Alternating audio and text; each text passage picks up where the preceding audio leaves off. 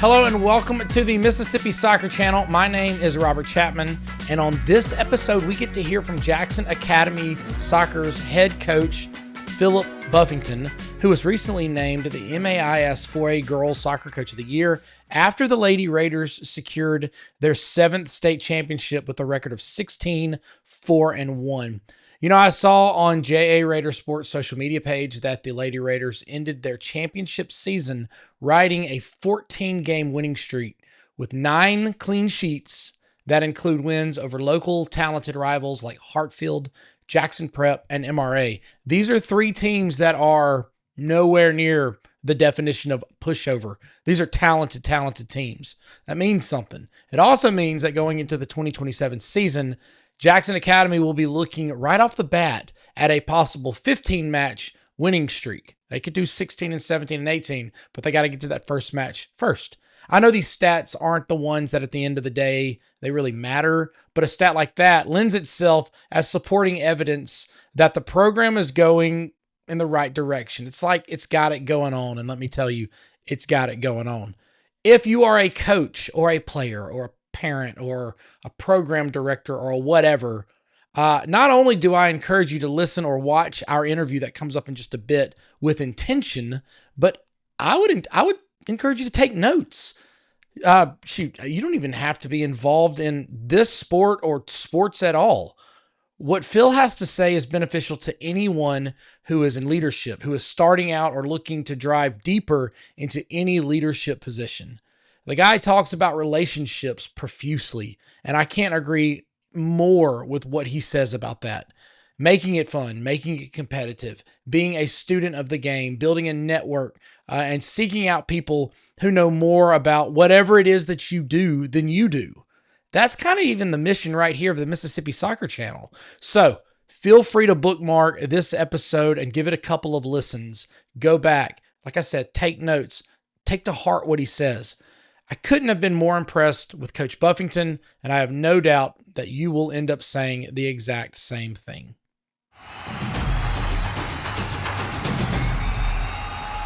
I've linked up, this is our second episode, real episode that we've got going on here. And one of the absolute best names that I could think of who could I get in early to kind of give this podcast some credibility is to run off the coattails of the most recent girls soccer Coach of the Year, Phillip Buffington. Phil, I guess we'll call you Phil. That's how I've always known you as Phil. Man, how you been? What you been up to?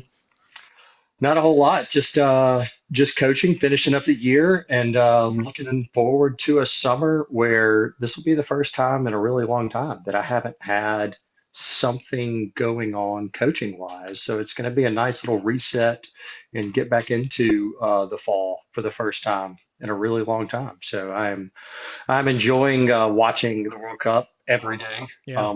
every match, and then just kind of having a blast and hanging out with my kids. That's good. It's a weird world to, like I said, I met you through my brother-in-law and through other soccer connections. And also it's just kind of fun and funny to think that we've gotten to this world now where we're sitting here and our lives are dictated by our kids. Absolutely. Absolutely. They really do. I have 2 twins that are the complete opposites. So it really is. It's fun and it's interesting, but they they keep me going. Absolutely. So before we kind of get, rocking and rolling into the X's and O's of this, you have history as a player. You've got a long history as a player, going all the way up through the rec leagues, into the early select years, into college, and then even playing a little bit of a PDL and what would be now the USL League Two level. So kind of walk me through your playing career, how you got into it, and how far it took you. So just playing wise, I was probably like most every kid around here. I grew up, I mean, I played baseball, played football, played basketball, played soccer, really played everything up until about the 10th grade. And that's when soccer really started to kind of click for Mhm. me. And I was really getting on field a lot better. Results were really good with the team, the club team I was playing with in high school. Stat wise was looking great, and I was just like, you know what? I think I want to just drop most everything else and focus on this. I did run track as well, but that was kind of off part of soccer. But no, I mean, played high school soccer at Jackson Prep under John Marcus Duncan, who just retired this past year. Been coaching against him, which was really cool for the last 9 years at JA. So this is then playing club soccer growing up in Jackson, JFC, which is now, as everybody will think, oh, it's JFC was the club back then. Their Hmm. NASO was the rec program, That's right. and it was just but it's kind of full circle now, coming back and being a part of that and coaching these young kids. Again, which, I mean, this will be the first time in 4 years that I've got their age group. Again, just due to the travel and involvement that ECNL has with my family, it's just going to be the right move for me. So I'm looking forward to it. What kind of a little curveball question? Kind of when you got to that point in 10th grade when you realized I want to focus on one. What kind of led up to Yeah. that, and then did you have any kind of encouragement to help walk yourself into making that decision? No, not really. I mean, I really enjoyed baseball, and played that at a relatively high level, and just really wanted to see what it was like having what was a really good ninth grade year club wise and high school wise soccer, and just kind of going in.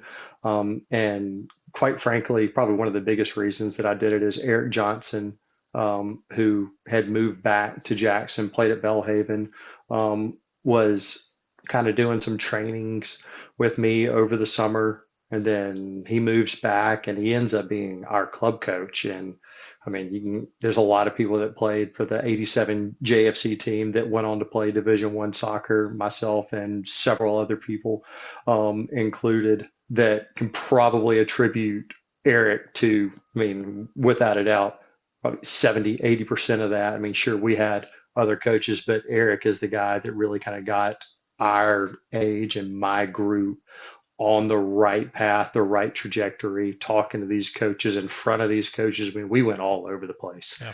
with that team. I mean, we were a team out of Jackson, Mississippi, going to Pennsylvania, going to Arizona, going to Miami, I mean, all over the place where we could play competition that was high. We were going. I mean, and that kind of just love of that made the big jump as to why I really wanted to focus on it at that point in time. And then, I mean, obviously, I went and played my freshman year at Marshall University under Coach Bob Gray, who was a really, really, really fantastic coach. Uh, didn't quite didn't love the whole setup in terms of where I was and all that as much. And honestly, my first bit of I guess hardships Yeah. as a soccer player happen up there. I played my entire life through high school completely injury free.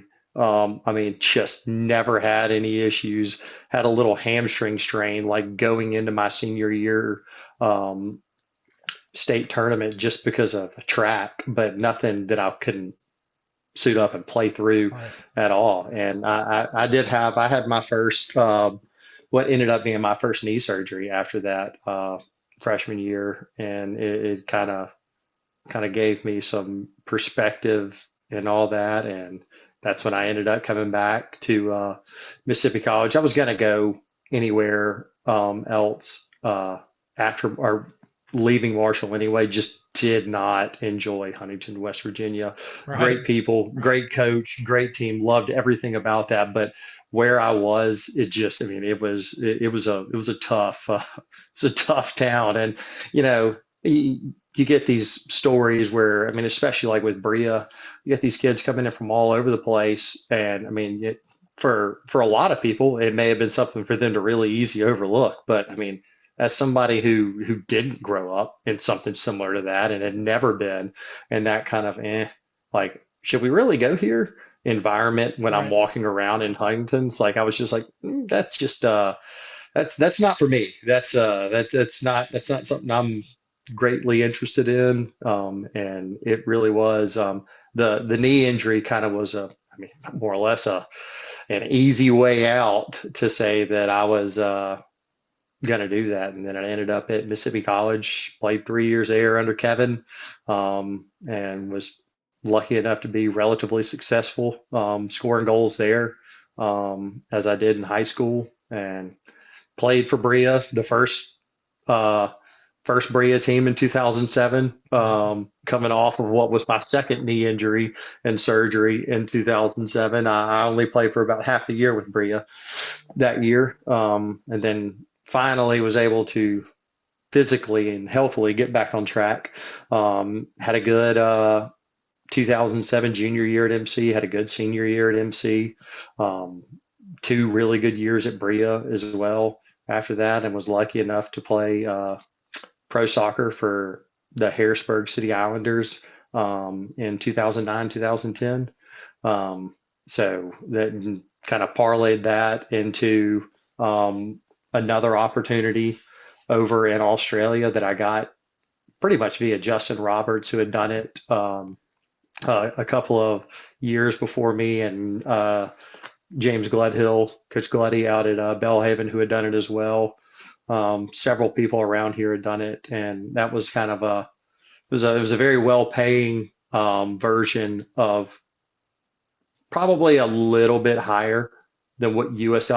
I think that league would probably be really similar to USL one Okay. type players. They had some really, really good young talent that were going to get paid a decent amount, and some older ex pros that were playing in that league. So it was a really good mix of people and players and styles. And then coming back from that, unfortunately, both in Harrisburg and in Australia, wound up being injured again. If there's a story to be told here, it is I've had 11 knee surgeries, two hip surgeries, and a shoulder surgery, all from soccer. So Yeah. I have I've put my body through the ringer Right on. playing this sport and trying to play it for probably could have dodged about five of those had I stopped at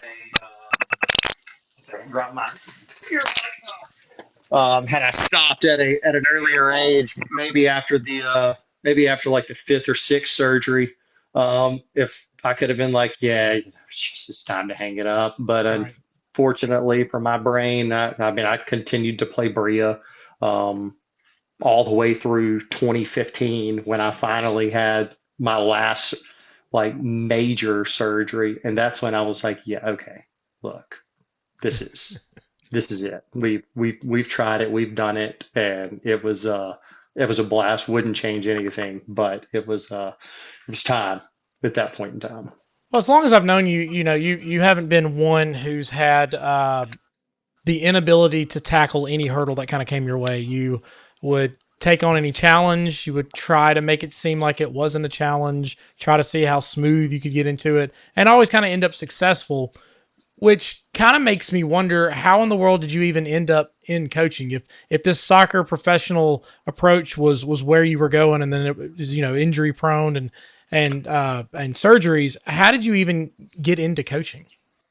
So that's probably, I mean, I can say this, it's probably the real reason that I did. I mean, if you had asked 17-year-old me after having, I mean, after scoring 30 something goals in my high school season and then scoring God knows how many in club that year and really starting to get a ton of Division One level interest in terms of where I wanted to go and what I was going to do. I mean, I would have thought at that point in time that I was going to play soccer for the next 10 to 12 years and then maybe just jump into to something else after that. Who knows what? But I mean, it, young me never once had this in the back of my head. I mean, my degree and everything is in exercise science, and I mean, was fully planning on going into physical therapy school and doing that. But then I will say this. I mean, this is probably the biggest. Like, okay, well, we're not going to do this. You're in the PT room as often as I was. You're doing this. You kind of start to realize maybe as young professionals, you're like, well, I'll get to work with pro athletes as a physical therapist. That'd be Right. so fun. Okay. That's not exactly the case unless you're with a team specifically. I mean, like just seeing these guys, Alan Whitfield, um, Wayne Jimenez, guys that helped me through the rehab process in different groups, um, just seeing like the unwillingness of a lot of these patients to listen to what they want her to do just so they can make them feel better. Right. I was like, man, maybe this is not something I want to do because I mean, while yeah, I mean it's a great profession, you definitely need them, but there's a lot of people that just flat out don't listen to you, and it's frustrating on your part because as a grown adult, you expect them to be like, hey, I want to get back as fast as I can to where I'm Hmm. active, I'm moving, and I'm doing things again. And I was just like, Glutty needed some coaches, and I had just kind of finished and wrapped it up, and I was still playing at Bria at that point in time. And he was like, "Hey, we really need to be able to do the D2 program." And I fell in love with it. Like, I mean, obviously, when I was coaching 9 and 10-year-old kids, they don't listen either. Guess Right. what? You don't expect 9 and 10-year-old kids to listen to every single thing you say. I mean, they're not adults. They're not trying to. I mean, you're just trying to make those kids better players. And really, the relationships that I've built and had with parents, players, everybody involved, and grandparents, you name it, just people that when I see them, still talk to them today. And there's several of them that I still keep in contact with that I've coached forever ago when I first started. I mean, it really is for me as a coach, it's all about just those relationships that you get to build and you get to see the growth in the players. You get to see, wow, it actually clicked for them at Yeah. this point in time. It's Yeah. not just like hey, we're uh, we're doing this and we're just kind of, okay, yeah, well, we did it. Yeah, we did okay this weekend. Eh, like that's just that it's the relationships are what I love about this whole profession and what it does. And it's not just the relationships with your players. I mean, as coaches that I coached against, great relationships with them. Players that I coach against, you have good relationships with them because you see them all the time. I mean, like Right. it's such a vast network of people that it's really, really fun to be in this profession and enjoying it like I really have. And I never ever, I mean, you could ask, if you asked Eric, my coach, U16, 17, and 18, if I was going to be a coach, he probably would have said, absolutely not. That guy is not near um, a coach at that point in time. He would have been spot on. I was nowhere near a coach at that point in time. I was hard enough on myself on the field, let alone what I was doing to other people. Yeah. So, How'd you end up at Jackson Academy? Because again, you said you were a prep guy. That's I don't know if that's yeah. allowed to cross over to the other side or anything. But how'd you end up at JA? So my first coaching job was actually at like high school coaching job was at Manchester Academy in Yazoo City. Had a family friend of ours that knew the head of school, um, and they really needed somebody. And I mean, they they had, I mean, I had 2 really good years there. One girls, one and 2 boys. They actually had a pretty decent little group of players, and they really wanted to kind of see where this could go. And so I ended up taking that job. Loved it up there. I mean, just the drive up, getting to reset on the way back, getting to figure out things on the way up. I mean, it was nice because I was living in Jackson and working there. Um, and then I guess my third year at Manchester, Robert Gardner, who is at Hines now, was at JA, and was uh, kind of knew that he was going to be losing a a boys varsity assistant and a girls varsity assistant probably within the year. 2016 is really when both of them kind of jumped out.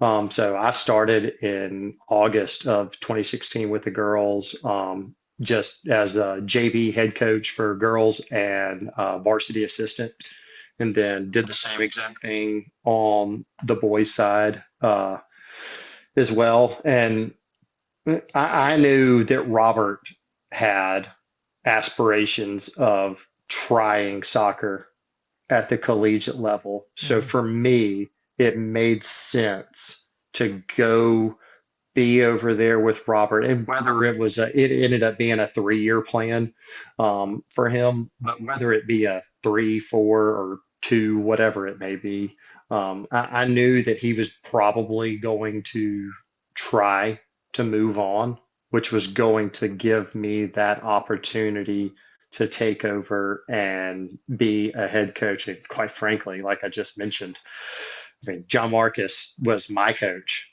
has won more state titles than any soccer coach in Mississippi, probably a lot of us combined. Um, and he wasn't going anywhere. Yeah. And at that point in time, I mean, because he's older than me, but not a whole lot because I was 14 years old and he was 23 when he was coaching me. So we're a little bit closer than you would think.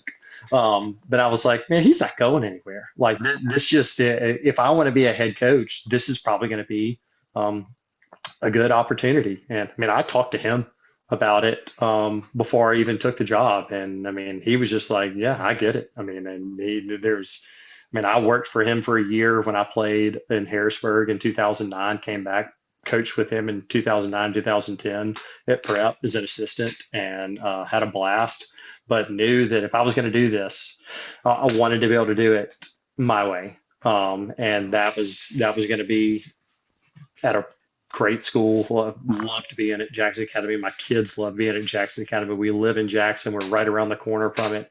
Um, Made a whole lot of sense for me to try to take this opportunity. So that's what kind of brought me here to JA. So let's say we're on the practice grounds, the training grounds, and Yep. Coach Buffington is out there, and he gathers all of his knowledge, all of his experience, and he puts together kind of his philosophy for how he's going to put together a training program from start to finish to get ready for another state championship run. What kind of is your philosophy on the training grounds? So it's actually I do things very different from high school than I do for club.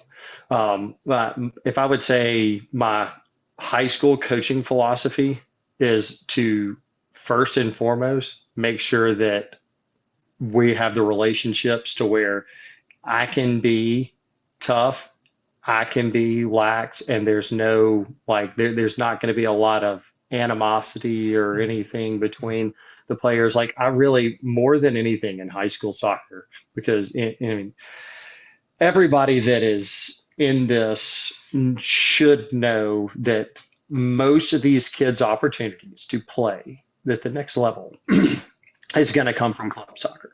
It's going to come from going to these ID camps. I am really somebody like as competitive as they get and don't want to lose any.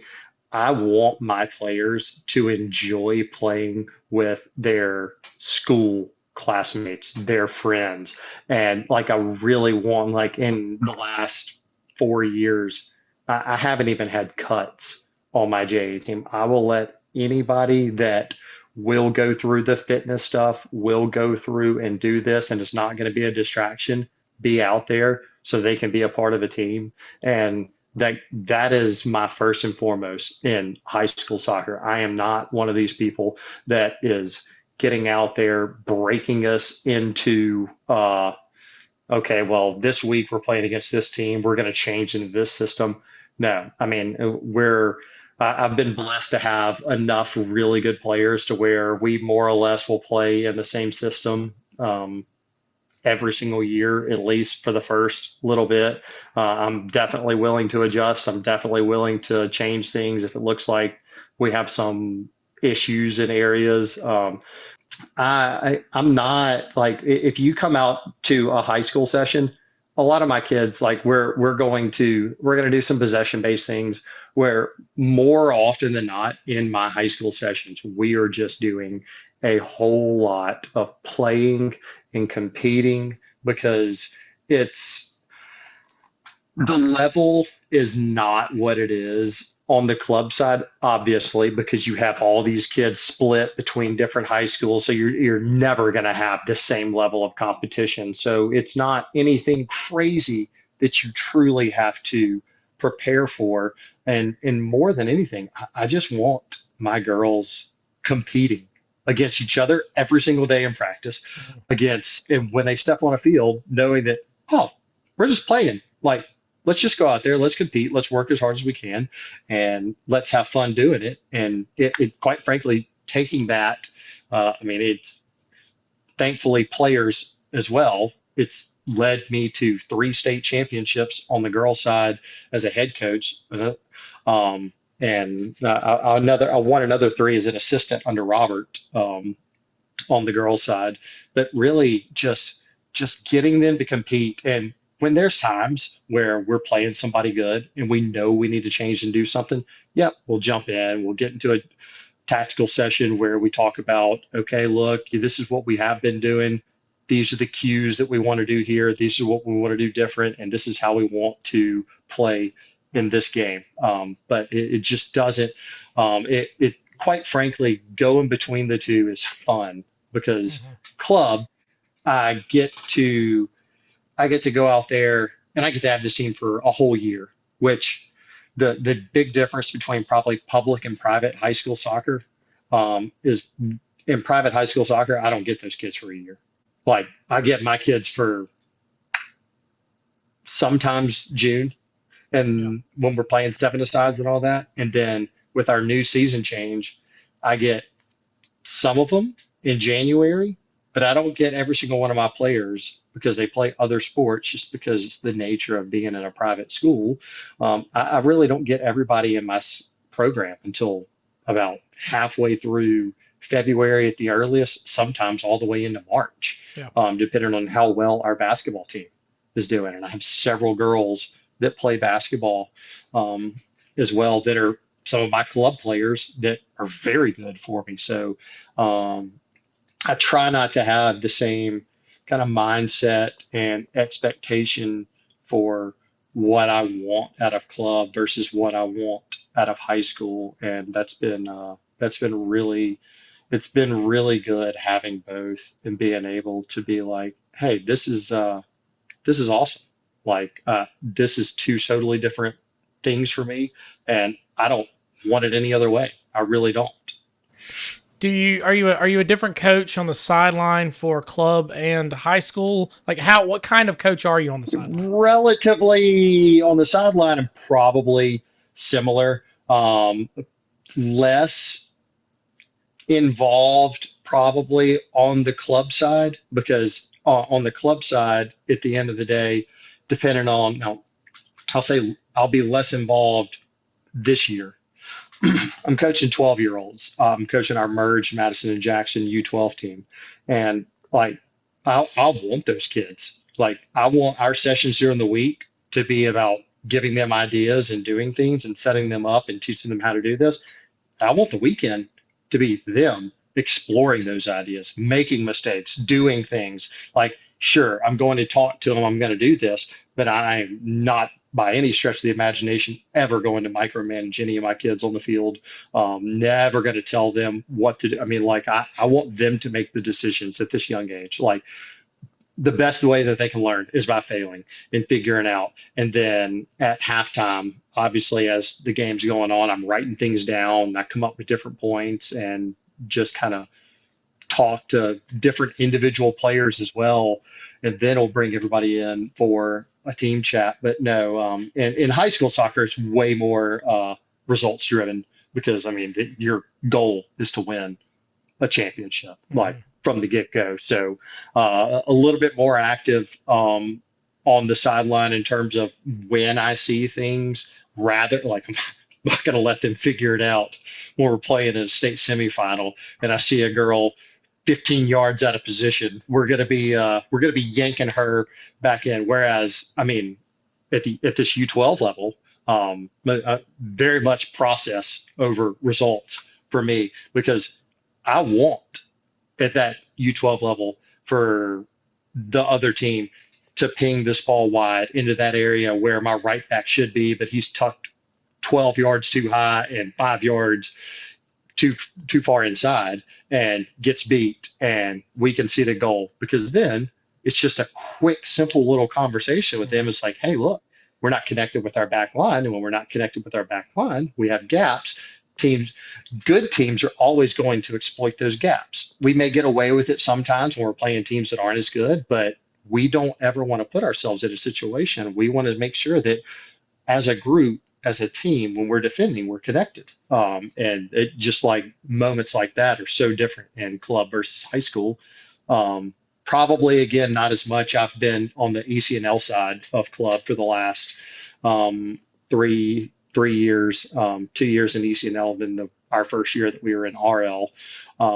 So again, I'm not willing to potentially give up what could be 3 points by letting somebody learn. If we're drastically out of position and we're doing that, but I've coached at the U15, 16, and then U17 and 18 for the last 3 years. So it's been it. They understand it, and it's a lot more like change. And how do we get a result? We know we're playing a team significantly better than us. Teaching them how to play in a 5-3-2, teaching them how to play in a 4-4-2, where we're sitting relatively low and trying to hit teams on counters, because we don't have the people that watch it in Mississippi as often, player wise, as you would like, because you get a whole lot of learning. But then like just in some of the camps that I've done, talking to some of my kids that'll be on my U12 team, they're sitting here watching the World Cup, and they're like, yeah, well, I mean, they just like let them have the ball. It was like, yeah, well, it's a little bit different level of respect when you're playing against fellow people playing in the World Cup versus at the U12 level. Everybody just wants to run and press and make it difficult to see who's going to panic and who's going to have a cool, calm, collected head to make a good decision on the ball and keep it. So, I mean, it was like, yeah, y'all's game is very different from this, but it's the composure that you guys should be looking at and looking for. So talk about, and I totally agree. It was something that I was really good at, and then something I was also really bad at, with letting other people learn the game, doing the little rec coaching, and then helping in with the junior high team when I was getting to coach. But for yourself, what would you say are some of those lessons, those failures that you met, that then when you came across, hey, I learned this, I changed this, I altered? What are some of the easy lessons you learned, and then maybe even some of the hard lessons? So probably, and this is probably every young coach ever, it's how to be completely and utterly honest. Mm-hmm. I mean, because when you're talking about somebody's 10-year-old, and you need to tell them something, but you're saying things to kind of go around it, rather than just get to the point and be like, hey, look, he's not very good here. This is where he needs to work on. This is what he needs to improve. And like, he's getting there, but probably needs to do a little bit more outside of the 3 hours a week that I get to have with him, because right now he's behind. So the hardest things to do in coaching is to tell these parents whose kids cannot do wrong and whose kids cannot make mistakes and are perfect, to get them on board with understanding that absolutely nobody is any of that. Everybody makes mistakes. This game is one of the most mistake-prone games in the entire world, just because of how hard it is and how fine the margins are in everything, with a touch, a shot, and everything. So, I mean, just getting transparency is the biggest thing that I've probably figured out and done well with in the last I'll say this, in the last 6 years versus the first 6 years of being a soccer coach in a full-time capacity because in last sixes, I was just trying to split it half up. Last six is probably way overshading. Probably the last four years and the previous eight. But it's getting the information out where it doesn't feel like you are attacking this kid. You genuinely want to help this kid. And that's why, first and foremost, when I do this, I try to build those relationships with the players from the very beginning because it's so much easier to listen to somebody if they are doing both, building you up and giving you that hard, hey, look, not your best game. Hmm.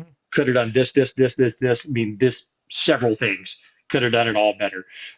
Getting kids to understand that earlier is the biggest battle in coaching because they're never going to improve if they think that you don't like them, if they think that you're just picking on them, and they're never going to play for you at the level that they can if they don't believe in you and feel like you believe in them.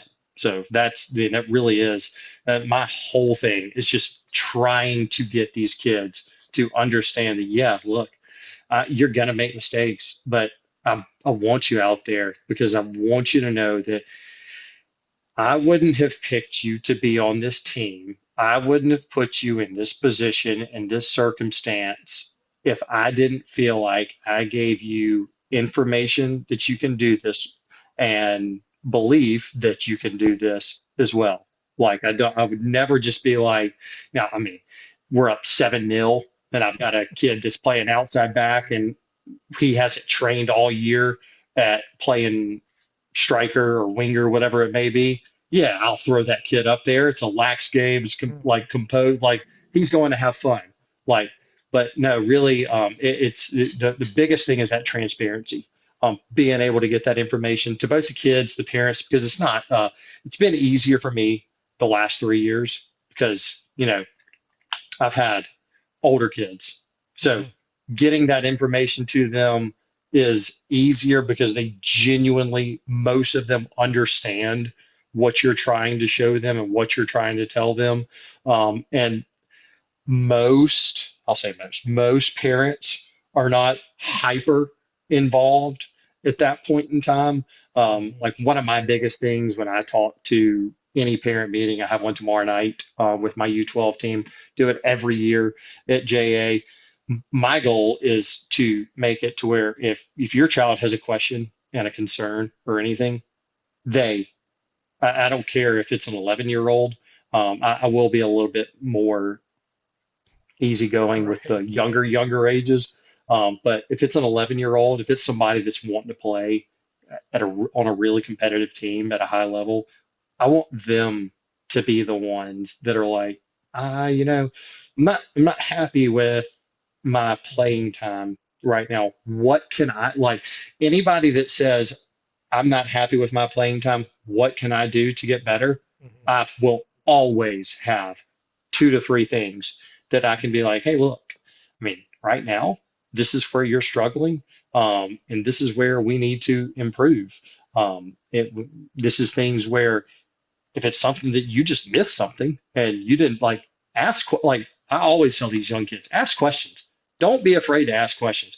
You can't be scared of what your friend is going to say.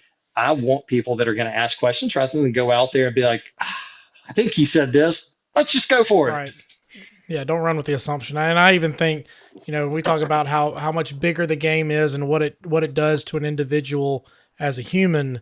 That same concept is when you're an adult, ask the question. Don't just assume. Mhm. Move forward. Find out. Oh, You're 100%. yeah. Because I've assumed things, and that's part of the life lessons of coaching. I've assumed things that we were on the same page and nobody was anywhere near. And that's what I say, just upfront transparency and just making sure that everybody knows what you are expecting and not you expecting something, them expecting something different. Like, make sure everybody's on the same page. Yep. That's the biggest thing for these young coaches. It's just make sure that you may do things different than the last guy.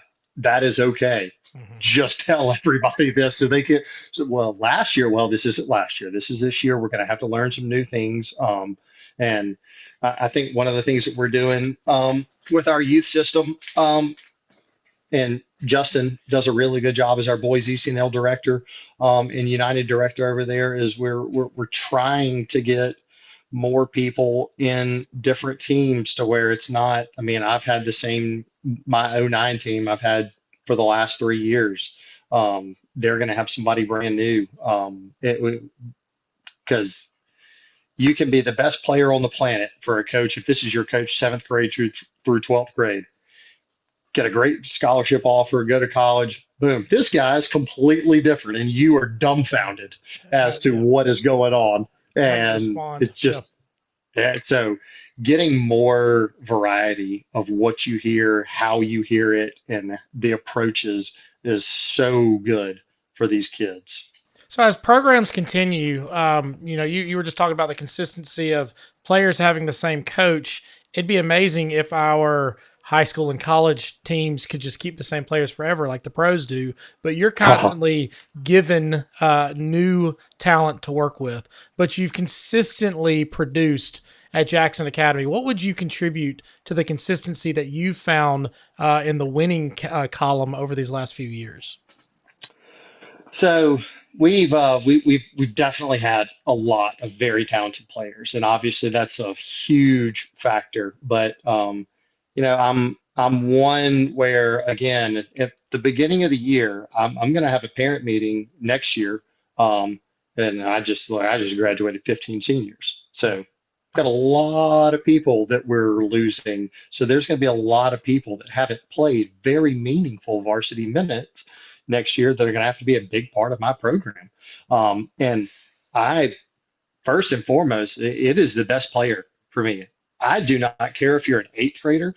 I do not care if you're a ninth grader. If you are out working somebody, if you are out playing somebody, if you are the best choice, I am going to do everything in my power to let that eighth grader believe that you are who I want out there and you are good enough to be out there. And it really is for girls soccer. I mean, and this is having done side as well. Um, you can believe in themselves. They will do a lot for you. And like, if you can get them to just buy into a process, if you can get them to be like, oh, he really does. He thinks that more often than not that I've had success getting these girls to just understand that you are good. Like, don't let what grade you are, how old you are, if you're small, whatever it may be, don't let that be a factor.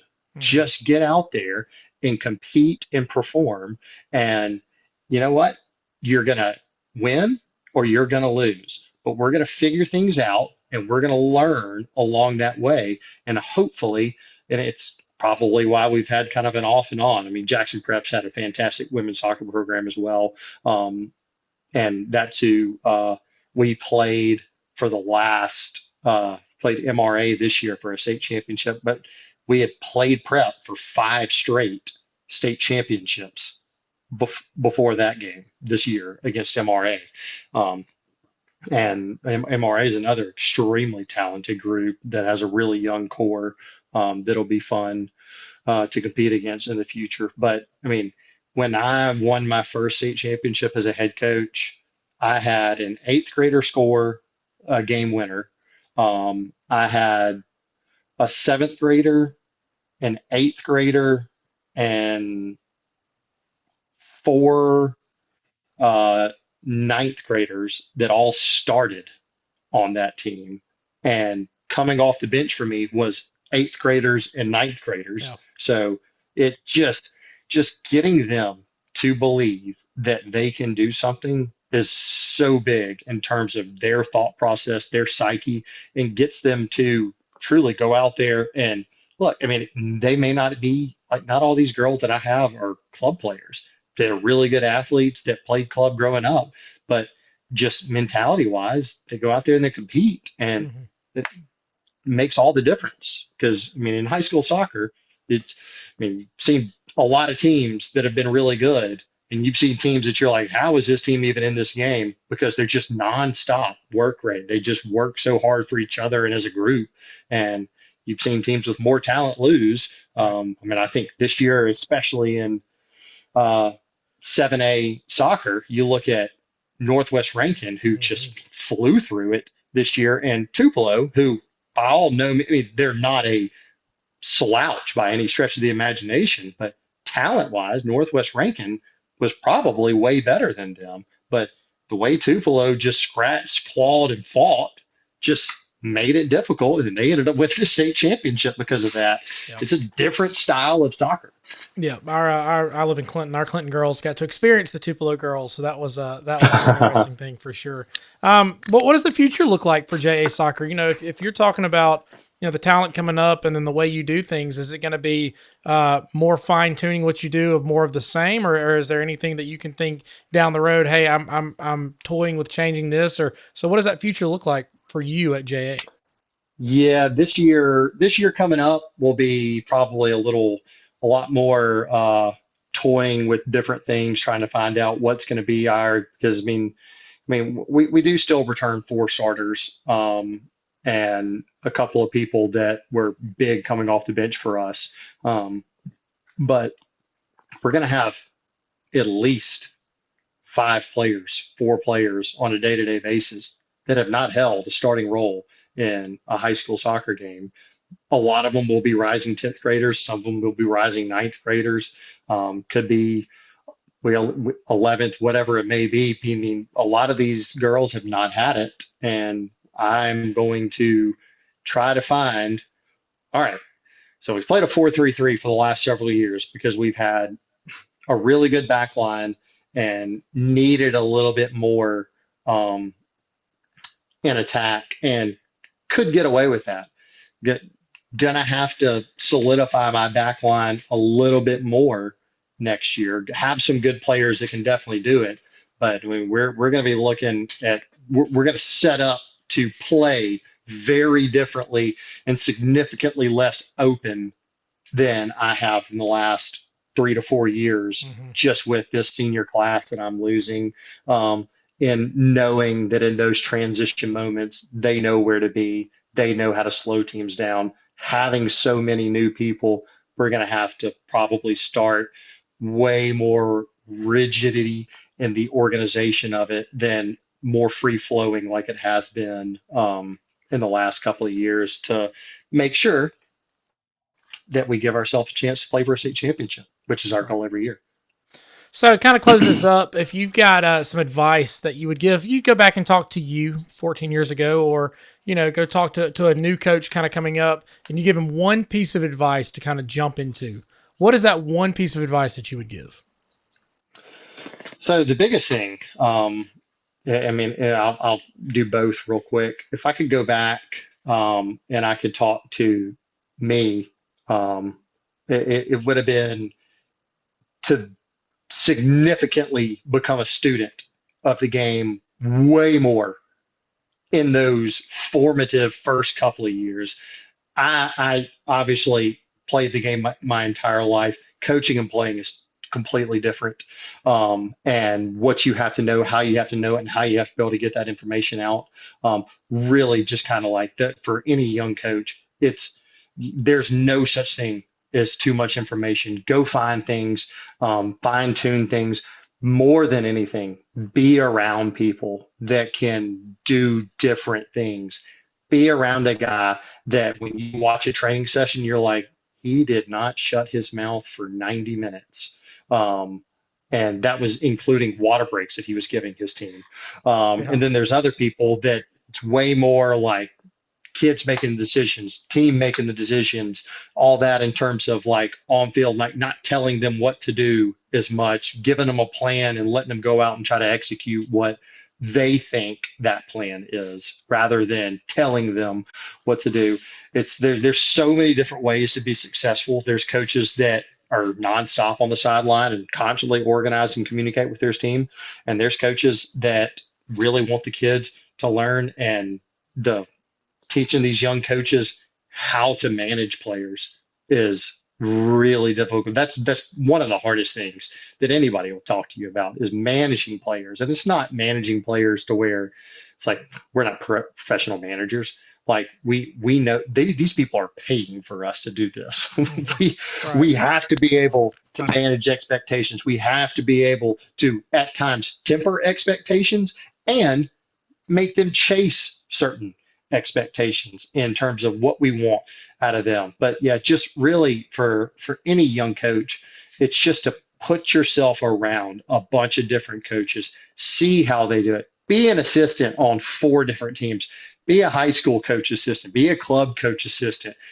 If you have the opportunity to go be in college, be a college assistant because everything's done so differently and it can all give you so many great ideas. Dave Dixon, last person that I'll do a little shout out with, is one of the guys that, I mean, I probably try to model more off of than anything. He was a Bria coach forever, probably the most successful in terms of like the players that Dave brought through this, Mike Azira, Hmm. Moses. I mean, like Dave brought in some players that were exceptional. Anton Alema, Lucas Paulini, all these guys that were Bria legends for a while. He Dave was all about relationships. Dave was all about getting people to realize that hey, you can enjoy this and you can compete. But when we get out there, it's a hey, we've done what we've done. Everything that Dave did more often than not was in practice, and his coaching points on the sideline were, yep, he would talk, he'd communicate, but he was a halftime, post game, next training session type coach, and that's really kind of how I like to be as well because you, as a player, you come off, you make mistakes. The very last thing that you want to have Yeah. is a coach harping on it constantly for the next 10 minutes and then having to go play again. Mhm. Um, Everything that he did was, it did not matter if I was the one that messed up. I had a handball in the box. I made a mistake. I made a back pass. Dave never, ever, ever singled out a single individual in a halftime team talk. Had no issue doing it post game, had no issue doing it the next training session, but never put his players in a position to where they did not want to go back out there and compete when, I mean, especially at this club level, we don't have anybody else. Like we Right. don't have a roster size of Yeah. 26 like Bria does where, well, if somebody decides to leave, okay, great. Next man up. Hmm. Nope. Yeah. So Yeah, well, Phil, I appreciate your time. I really do. The nuggets of truth that you just dropped, and that other coaches I hope can take and run with. New coaches, young guys, young girls can take and really want run with it. I appreciate your time for sharing all this. Congratulations on all of your accolades and your accomplishments, and I really wish you the best in the future. thank you so much. Enjoyed being on here, Robert. I'll talk to you later.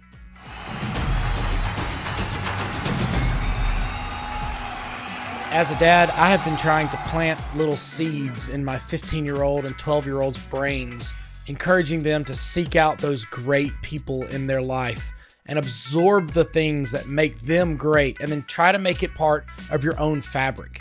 Coach Buffington is a prime example of what happens when you do just that. I can't thank him enough for his time and his willingness to be on this podcast and to be so honest. Best of luck to Phil and all of the teams that he heads up. If you or anyone that you know may have a great story to share, send me a DM on all the socials or email me at therobertchapman@gmail.com. I've talked to a few of you already, and to those I say thank you. Keep those DMs coming, and let's see if we can get something set up. If you aren't following the Mississippi Soccer Channel on Facebook or Instagram, give us a follow. I love getting to share and reshare the awesome content that our teams put together, and I can't wait to see the fruits of all the summer labor. If you haven't visited the Mississippi Soccer Channel website, you can head to MississippiSoccerChannel.com, where you can find previous episodes, some written content that'll be up there from time to time, and links to everything else. If you happen to be so inclined to drop a donation our way, that will 100% go towards the continuing of this project and moving it forward. I hope that you are enjoying the World Cup. This has truly been an amazing tournament so far. So, for the Mississippi Soccer Channel, I'm Robert Chapman, and I am exceptionally thankful that you chose to be here with us, checking us out. Keep that back line high, keep your head on a swivel, and stay locked in right here on the Mississippi Soccer Channel.